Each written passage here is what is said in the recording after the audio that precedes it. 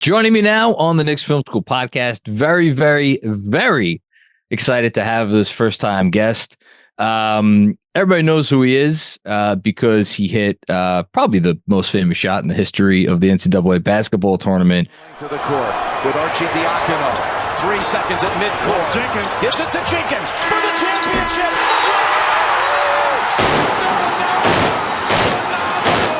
The national champions with Jenkins hitting the winner at the buzzer.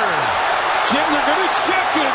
I thought it was good live, but how about those onions? A counter. Double order, sauteed, if it's good. Well, they're going to check the clock. If there's any time, and boy, they've got a problem on their hands if they do, because the streamers, the confetti, they would have to clear it. Watch this. And the recognition of Arch finding Jenkins. Miscommunication by North Carolina. It's all the way. How about that? The officials on the far side have already walked away now after seeing it. A national championship buzzer beater for the title. How good is that? Big Smooth. Big Smooth. I won't call him chubby anymore. What a set play, though. Arch pushes, caves the defense, the slap back pass. His range is incredible. His range is unlimited. I'm excited to talk to him about a few other topics today, including something that he has been working with very closely over the last few years and is becoming more and more relevant by the day. Partnering up with More Than Basketball for the Kris Jenkins initiative, which we are going to talk about very soon. Villanova's Kris Jenkins. How you doing, man? I'm good, man. Thank you so much for having me. I'm excited. It's definitely an honor. Well, listen, the honor's all mine. I do have to ask you before anything else, because you are wearing an Eagles sweatshirt. Have you recovered from the performance? Because I happened to be at a sports bar on Sunday watching. I can't even really call it a performance. So that's number one. And has Josh Hart called you already to give you shit? Because the Commanders look pretty good now. So I still haven't recovered from our Monday night loss. We had a great tailgate. I actually had a chance to get down there and go to the game, saw all the Monday night stuff. So that was a little tough for me. Tough Monday night home opener. But we sitting at 2-1. I can't be too upset. And no, Josh hasn't called me because I think he's learned his lesson about being a Commanders fan and getting excited a little too early. They tend to do that. And we can never look too far ahead when it comes to the Commanders. You know what I'm saying? I mean, I like the quarterback. He's fun. He's exciting. But yeah, no, I think it's probably for the best for him to just keep it pipe down. Yeah. I mean, they played well last night. They beat a Bengals team that needed to win. Yeah. So that was a good road victory for them. But it's his third game into his rookie season. So it's kind of hard to look into it and judge it either way. Because if you look at the season CJ Stroud had last year, everyone was like, oh my God, it's so great. They still almost missed the playoffs. So it was just we got to relax and just see how it kind of unfolds. It's the NFL. It's tough to win in that league. It is, and because you root for a team that won the Super Bowl not too long ago. So I'll congratulate you on that. So listen, we'll get into obviously your old teammates who play for the Knicks in a little bit. I want to talk about you first because you are doing something that I find not only fascinating but just vital in where things are going with college athletics. I'm just going to start at the top. So to catch people up, for anybody who doesn't know where NIL, name, image, likeness with college athletics is at right now, there is this court case that you have spoken about before. You've gone on some podcasts and spoke about it. That is currently working its way through the system, in which I believe the number is $2.8 billion. A settlement is kind of up in the air. And for anybody, again, who doesn't know, this is pertaining to student athletes who did not get a chance to take advantage of these opportunities when they were in school. The proposed settlement goes back to 2016, which just so happens to be the year that someone that I'm talking to right now hit a certain shot. So before we get, and there's actually, I think there's some court papers due on a judge's desk like this week on Thursday Right. for like new proposed terms of the settlement. I'm just curious, are you tracking all this stuff? Like how much are you like paying attention to all this that's going on with this specific case? I definitely appreciate the question. I've definitely been following it. We yesterday we also just had Reggie Bush file his lawsuit, so it's a lot of things that's going on. So I'm definitely just gaining as much information as I can, because you said it yourself in the opening that you consider, or some people consider this to be the biggest shot in the history of the NCAA tournament, which is $1 billion moneymaker each year. So I feel like they should let me know what it's worth if it's the best moment in something's history that has been around for so many years. And, right now it makes $1 billion each NCAA tournament. So, and they show it continuously as a commercial. So I'm just gathering as much information as I can, just trying to make sure that I do everything the right way. And, you can cool believe that I'm just sitting back watching, waiting on the moments to when things are settled and then the smoke clears, so I can pretty much have a clear view of what decision that I would want to make. So I feel like, again, having listened to you speak about this on other mediums, like a lot of this is what inspired you to start the Kris Jenkins initiative, which is why I want to talk about that in a second. But I feel like I have to ask, was part of your process to, again, get to the point where you wanted to help other student athletes make decisions and navigate these new, very choppy waters? Was it like, okay, you hit this shot, you're going on you're doing all these shows, you're going on podcasts and all these different things, and you're like, okay, so got ESPN making money off of me, got CBS making money off of me, we got Villanova, I know you love Villanova, but like we got like all these people racking up like everything off of something you did. Was there like a moment where you sat back and were like, wait a minute, when am I seeing some of this? And is that is that right? Again, I definitely appreciate the question. It's been interesting, but like I said, I've just been gathering information, just sit back watching. I felt like when I was in school, the relationships that I built, I did things the right way. I was always myself, always a good person. So I feel like what's for me will always be for me. Like I said, it's always just about me going about it the right way and never losing my integrity and myself and my dignity in whatever way I choose to go about the decision that I make. But like I said, I built so many great relationships that I just feel like whenever a decision is made, I would be one of the easier people to kind of make things right with, just because of the history that I have with certain individuals, and just because it makes sense. If it's anybody who should have benefited the most from this situation in current times, it probably would have been me. I've had probably the biggest sports moment in recent history that would have been the most marketable moment. I just easily the things that I do is I just figure and I sit and think about what it would be like now if someone were to hit a shot like that, what their value would be in the portal and what their value would be commercial wise and endorsement wise. It's just a lot of things that goes into it. So it's not just one set in stone thing. So it's like I said, it's just always about just getting the information, and I'll make sure that I make the right decisions and have the right people around me. But it's definitely opportunity there. Like you said, with the settlement that's getting ready to, we're getting ready to see what happens coming up in the next couple of days or so. So we're looking forward to that. You've talked about getting to the Kris Jenkins initiative, that NIL, for as wonderful as of an opportunity as it is making kids grow up faster.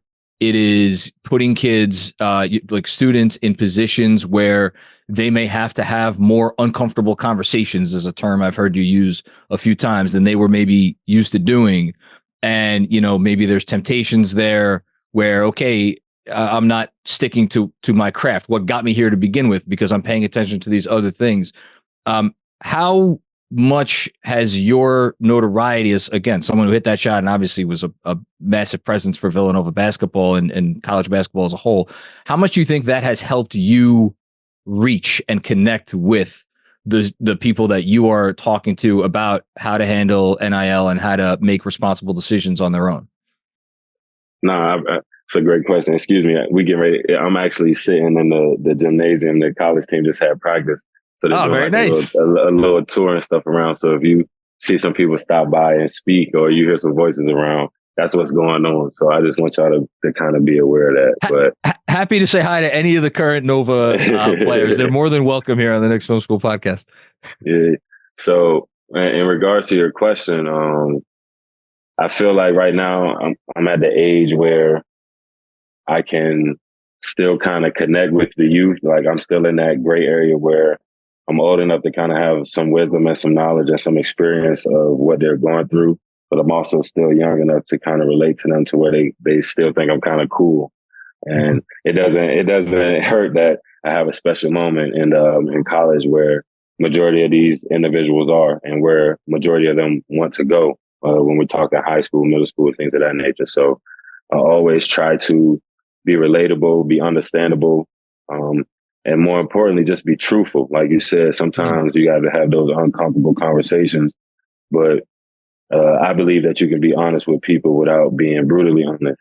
And sometimes telling the truth may be uncomfortable, but it doesn't have to be to the point where, you know what I'm saying, people can't move forward and get past and get the things done that they need to. Because at the end of the day, we all need constructive criticism and we all need someone to tell us the truth and to help us grow as individuals. And that's whether we're playing a sport or whether we're just living everyday life.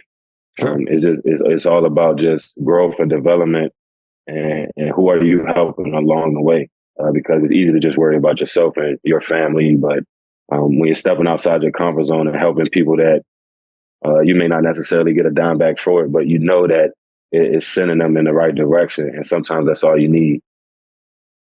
I'm curious because another thing I've heard you say is that this, you know, with where NIL is, and obviously it's been around now since 2021 and we'll see where it goes, but it kind of makes the, you know, players almost more like employees than student athletes, than true, you know, true students, you know. And it reminds me of another phrase I've heard you use, which is that coaches really you got to be more than a coach. You got to be a GM because you're dealing with all these different things.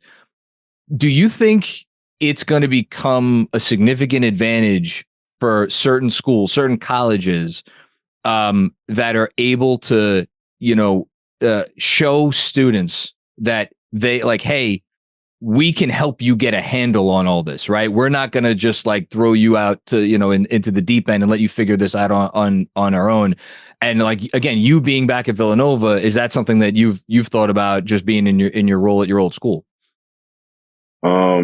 So what I got going on now, like I said, I just try to be a source of information and guidance as much as I can because I do have experience. And one thing everyone knows about me is that, you know, I have no dog in the race, no horse in the fight. Like it does nothing for me.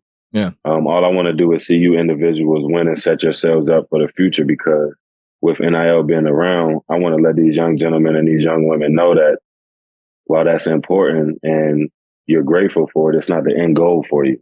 And you've gotten to this point where people may want you to attend their university and give you NIL money by being good at your craft and working hard and being dedicated and making sacrifices. So if you're no longer being in situations like that, then that's up to you. And then you can't be upset when you see a decline in certain things, such as your minutes and your value and the interest that people have in you attending universities when you enter the portal, because it always comes back down to the type of work that you put in and the kind of individual that you are. Nobody wants to be around somebody who doesn't work hard and who's a bad person.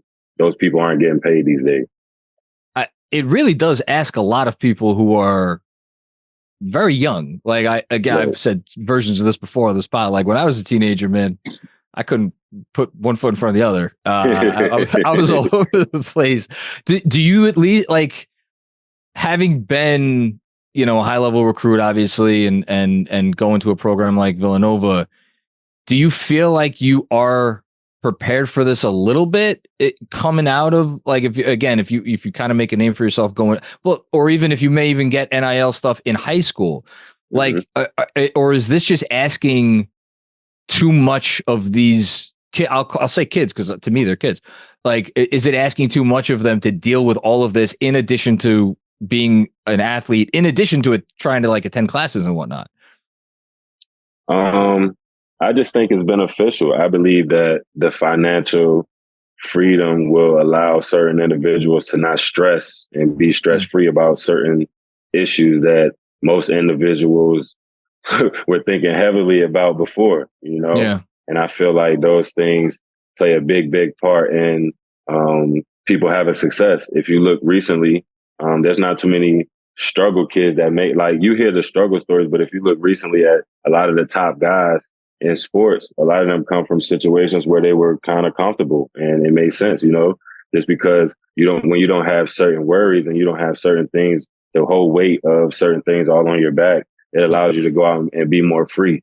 And it allows you to go out and think more freely, make better decisions, to go out and gather as much information as you can instead of making quick emotional decisions because you're put in a bad spot or such and such is in a bad spot. So I feel like it could be beneficial depending on how you think and look at it, because I always try to be a glass half full instead of half empty type of guy, because you can take any situation and scenario and make it look bad or sound bad, but it takes a special certain type of individual to try to always find the good and positive in things that can make you better.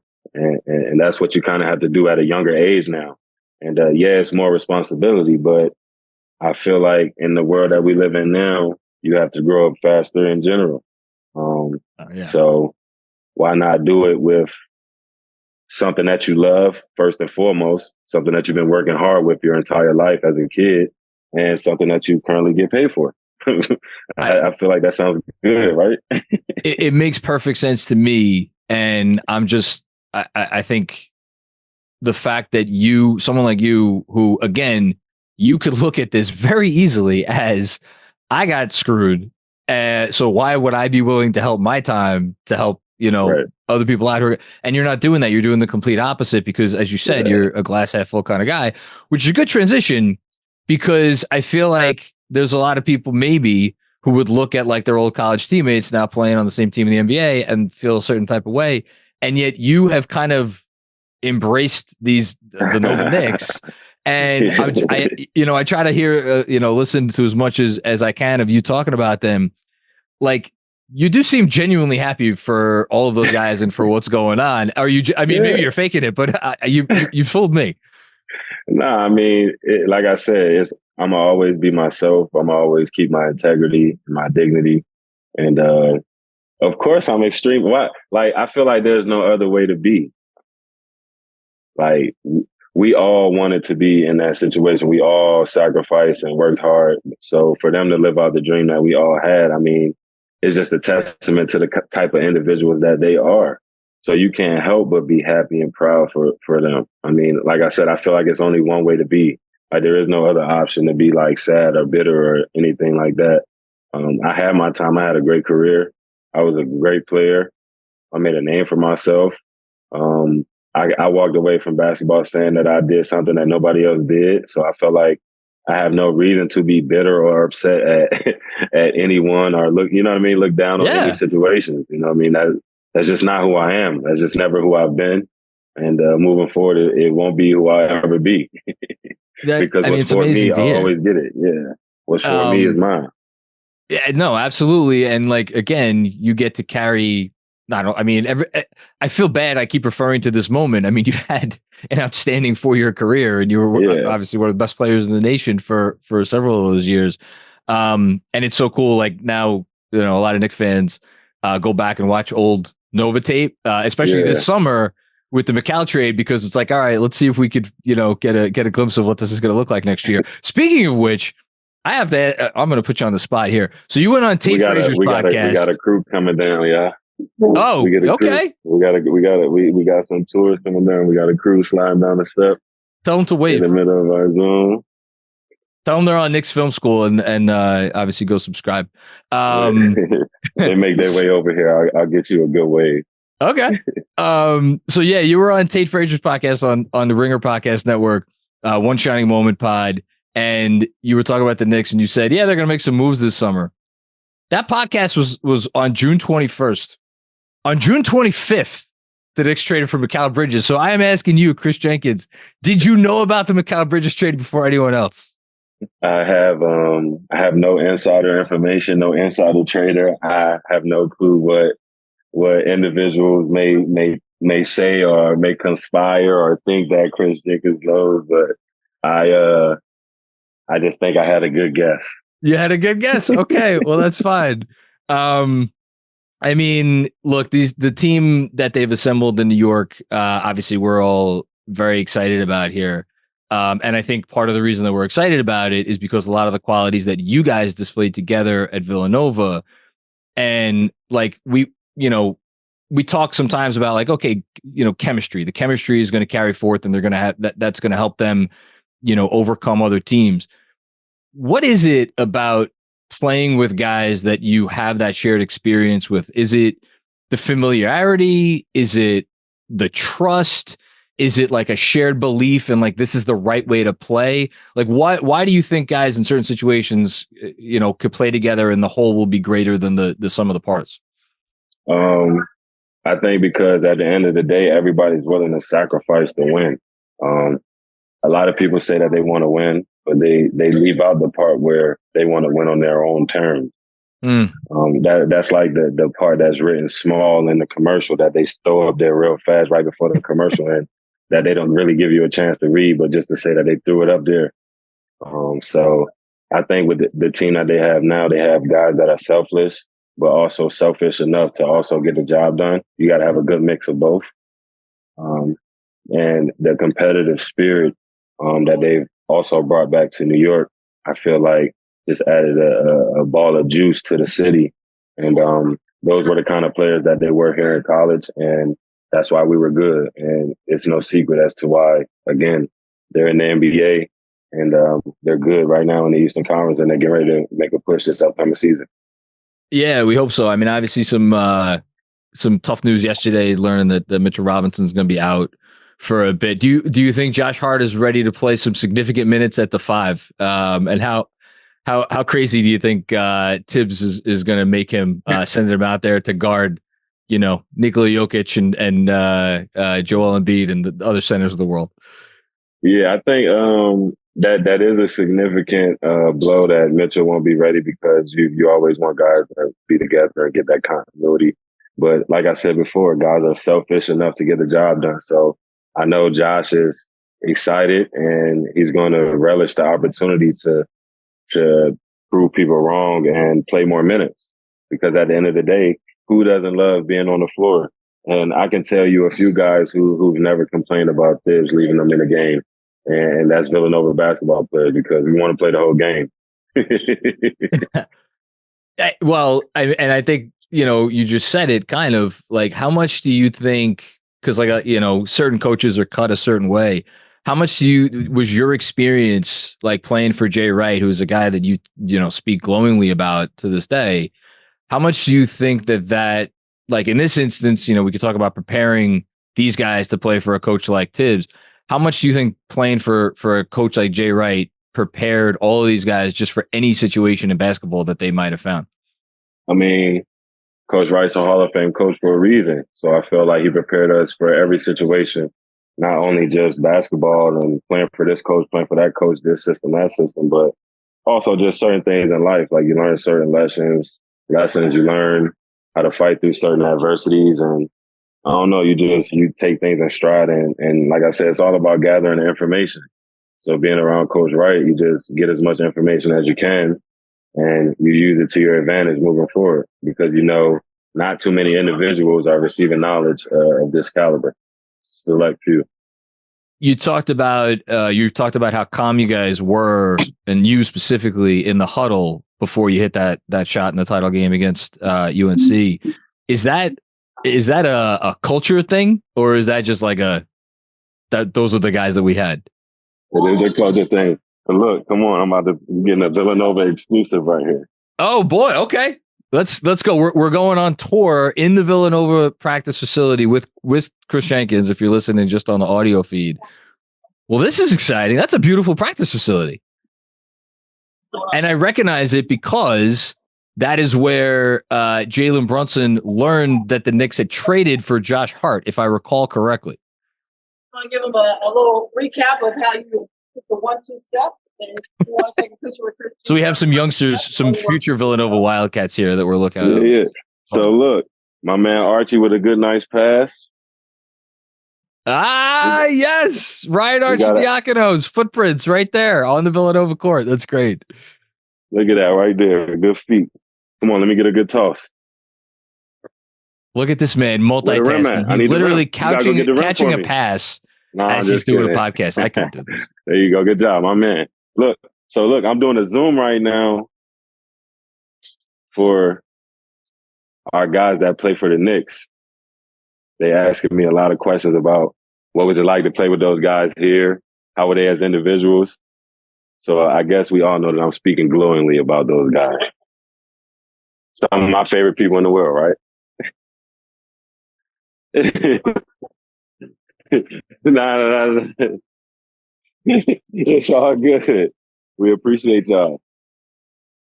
You must be the biggest celebrity on campus these days. Are you not? I wouldn't call myself a celebrity. But you would not call yourself a celebrity. I do. I mean, I just, like I said, I always remain myself, remain the same humble guy, show love, give respect to people that gave it to me. I always love the stories that I get that, I was watching this with my family member, or this is one of the final moments that I had with my grandfather, who was a lifelong Villanova fan. There's always stories like that put things into perspective for you that, it may be a game to you and something that you've done your whole life, but you get to create so much joy and give so much positive energy to certain individuals. And I always get a kick out of that. It always makes me smile that, I could bring joy to certain individuals that love the game that I love. You have brought a lot of joy to a lot of individuals, and you're continuing to do that. Last question, then I'm going to get you out of here. Speaking of joy, as your former teammates are doing what they're trying to do now at the pro level, trying to accomplish what they accomplished at the college level. What is it like when you're sitting down watching a Knicks game? Are you able to relax? Are you able to sit back, take it in like any other game? What is that experience like for you?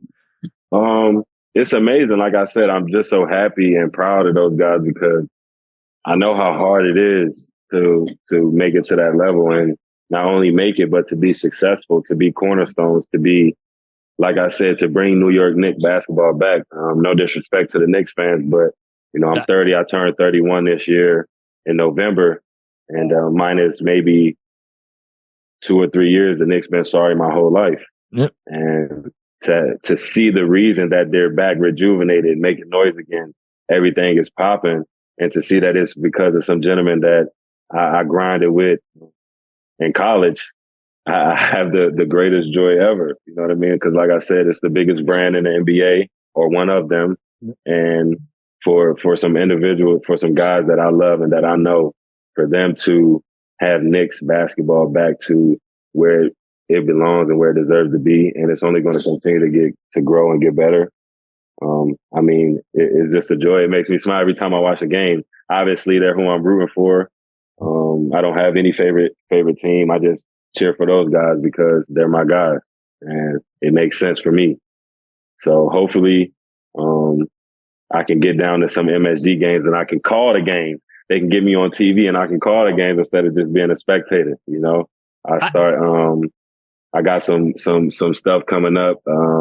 Next phase of my career to go along with my initiative. So everybody got to kind of stay tuned, but kind of like the Mikal info, I'm kind of giving you a little wink moment. Hopefully I can be that moving forward. That is incredibly exciting. It also makes me think that we're going to have you on this show again moving forward, because I think you'd be great calling games. Listen, I am just happy that you, Kris Jenkins, the best pure shooter on those Villanova teams, that every time we get to the playoffs, Josh Hart seems to like magically find, the spirit of your shooting, where he just like all of a sudden, he could be 0 for whatever, and he's nailing these threes to close out the Sixers or close out the Cavs last year. I don't know what it is. I have to think it's some Kris Jenkins magic that allows him to do that. But it's really awesome to get to talk to you. The competitive spirit. Yeah, and I mean that, man. I would love to have you on whenever you want, because getting to pick your brain about hoops is really quite an honor. I appreciate it. I would love to come on anytime. Just let me know. We can talk about anything. We can talk about hoops. We can talk NFL. We can talk baseball playoffs getting ready to come up. So, what team do you have for baseball? I mean, I grew up in the DMV area, so I always have a place in my heart for the Nationals. But I wouldn't say that I'm a fan of the Nationals. So, I tend to root. When it comes to the playoffs, I'm not going to lie. Playoff baseball, I never seen a regular season and playoff switch like it does in baseball. Like The regular season is like the laziest thing ever. And then when the playoffs come, it's like the most high intensity, most electric, so much going on, like the most entertainment ever, while during the regular season, there's nothing going on. So I try to keep up with the Phillies. Obviously, you hear and see the Yankees because they're always on TV. The Dodgers as well. You see what they got going on and things like that. And then also in Houston, I feel like Houston's always a team that's good every year. So, I try to stay involved, try to watch a little bit of everything, just try to know what's going on. Because, hey, hopefully calling games, I can expand my horizon and not just do basketball games, but we could take on numerous sports. So I try to keep up with everything. And the sky's the limit, and you already climbed one mountaintop, so why not try to climb a few more? Kris, this was really great. Good luck, obviously, the season. Villanova, good luck with the Kris Jenkins initiative. Good luck with the proceedings with all the NIL and all that stuff. And we'll have to talk to you again soon, my man. No, thank you so much for having me. It's been an honor and a pleasure. Looking forward to coming back on, talking whatever topics come up, and to a great Knicks season, man. Let's do it. Appreciate you. Your lips to God's ears.